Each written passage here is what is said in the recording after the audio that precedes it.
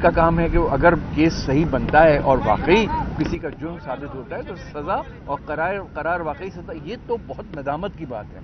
ये तमाम सिस्टम के लिए, हुक्मरानों के लिए, हर जो ऑर्गन्स इसमें इसके जिम्मेदार हैं, इसमें सज़ा जजा के लिए, उनके लिए, सबके लिए इंतहाई तशवीश और शर्मिंदगी का बायस है। न सिर्फ यहाँ, अब गो के वो पंजाब का वाक़या है, लेकिन मुल्क का तो है।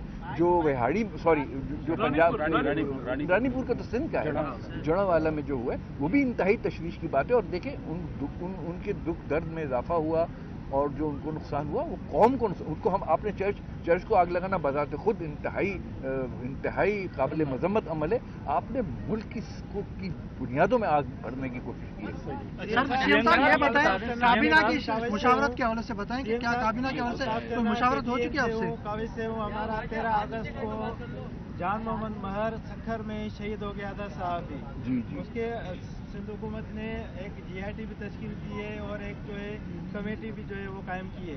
जो हमारी जो GIT है उसमें SSP सखर का नाम दिया गया है उसमें। तो सहाफ़ती तंजीमों और उनके जो वर्षा है उनको शदीद खदशात हैं कि आप वो जो SSP है उसका नाम उससे निकलवाएंगे या, और उसके जो कातिल हैं अभी तक गिरफ्तार नहीं हो सके हैं। 3 जो है सहूलतकार सिर्फ गिरफ्तार हुए हैं।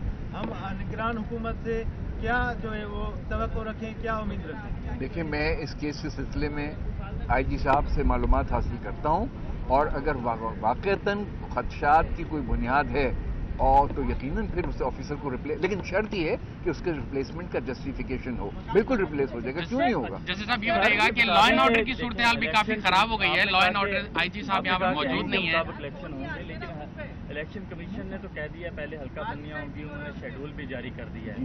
तो उसके बाद ही अब इसको एग्जामिन करते हैं ना, ठीक है ना। देखिए, एक बात मैं आपसे अर्ज करूँ कि इलेक्शन कमीशन का जो भी कार्रवाई है उसमें मैं मुदाखलत किसी शक्ल और अंदाज में नहीं कर सकता, लेकिन मैं ये ज़रूर कर सकता हूँ कि मैं किसी उस अमल का हिस्सा ना बनूं जो आइन और कानून के मुताबिक नहीं है।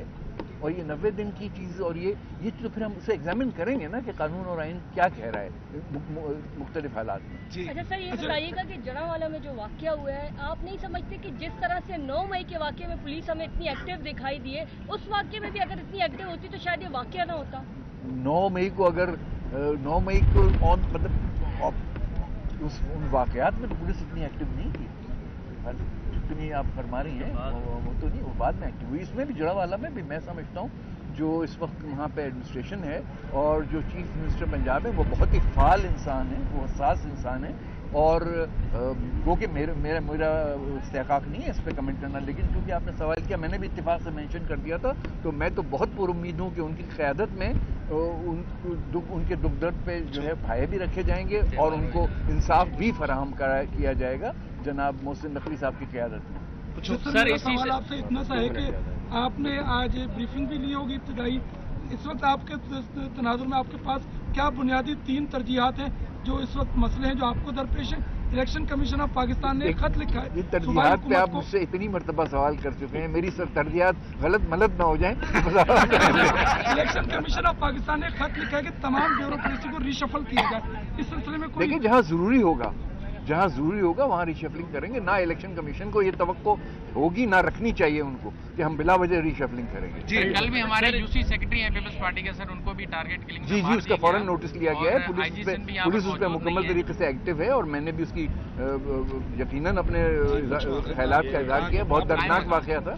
सर, इसी से बताइएगा कि सिंध समेत कराची में और कनकोर कश्मीर में अमन अमान की हालत खराब है, वहाँ पर सियासी दबाव भी है, क्या आपके ऊपर भी आएगा सियासी दबाव? ना कोई सियासी दबाव है, मैं तो अभी आया हूँ, लेकिन इंशाल्लाह ना कोई सियासी दबाव इंशाल्लाह होगा, ना उसको कबूल किया जाएगा। बिल्कुल।